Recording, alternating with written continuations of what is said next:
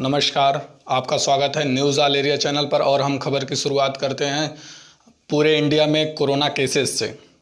पूरे इंडिया में total corona पेशेंटों की संख्या इस समय 8 लाख के आंकड़े को पार कर चुकी है और 5.5 के आसपास 5.25 के आसपास रिकवर्ड हो चुके हैं, ठीक हो चुके हैं और 22,000 के आसपास लोगों की डेथ हो चुकी है।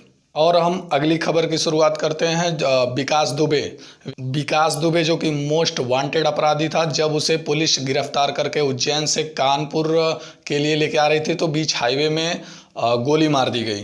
तो इन सब मुद्दों पर मैं शाहगंज क्षेत्र के भावी आप पार्टी के उम्मीदवार विवेक यादव विक्की जी से मिला तो मैंने उनसे पूछा कि ये जो पुलिस का बयान है इसको आप किस तरह से लेते हैं। विकास दुबे मारा गया।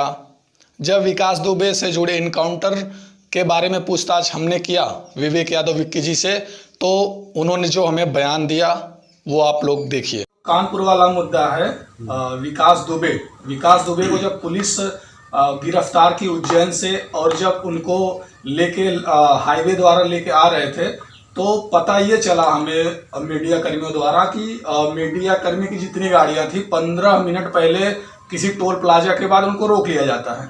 उसके बाद लोगों को सूचना मिलती है कि गाड़ी पलट गई जिसमें विकास दुबे बैठे थे और वो पुलिस का हथियार छीन के, बंदूक छीन के भागने लगते हैं और जवाबी कार्रवाई में मारे जाते हैं।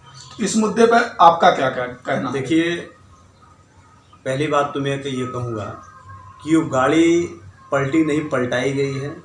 मेरी जानकारी, मेरा जो अनुमान है, अगर गाड़ी न पलटती तो विकास दुबे के सीने में दफन जो राज हैं जी, उन राज की बदौलत जी सरकार पलट जाती, सरकार के कई नेता पलट जाते जी, और निश्चित तौर पर सरकार बेनकाब हो जाती।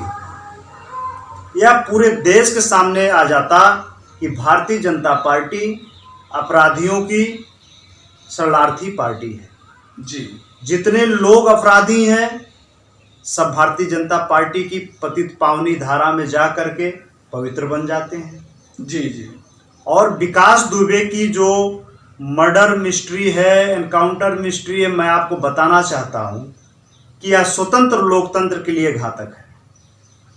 और विकास दुबे को न्यायालय, भारत में एक न्यायालय प्रणाली है जी, न्यायालय में आप उसको रखे होते लाकर न्यायालय के आदेश के अनुसार, भारत के संविधान के अनुसार उसे फांसी की सजा होनी तो तय थी जी। लेकिन आपने ये जो काम किया है ये उस दुर्दांत से भी ज़्यादा दुर्दांत है। हालांकि मुझे अपने वीर सिपाहियों की शहादत पर मैं उन्हें श्रद्धांजलि अर्पित करता हूं और दुख भी व्यक्त करता हूं, लेकिन उसकी प्रतिक्रिया ये नहीं होती है जो स्वतंत्र लोकतंत्र में हुआ है। मैं इसका विरोध करता हूं। मैं इस बात का पक्षधर हूं उसे कड़ी से कड़ी सजा देश के संविधान के दायरे में, बाबा साहब डॉक्टर BR अम्बेडकर के संविधान के दायरे में न्यायालय द्वारा दिया जाना चाहिए था।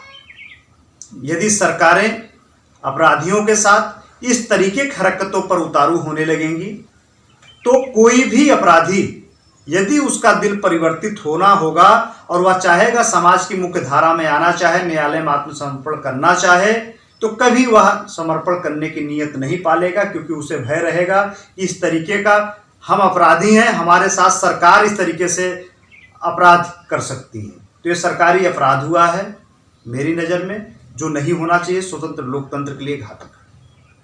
जी भैया, जैसे कि पहले लोगों में चर्चा है कि 2001 के आसपास जब वो थाने में घुसकर किसी राज्य मंत्री की हत्या किया था तो उस समय भी बीजेपी भारतीय जनता पार्टी की सरकार थी जी। क्या भारतीय जनता पार्टी की सरकार इतनी कमजोर सरकार थी कि थाने में घुसकर उसके सरकार के मंत्री की हत्या करने वाले को आज तक फांसी की सजा नहीं दिला पाई?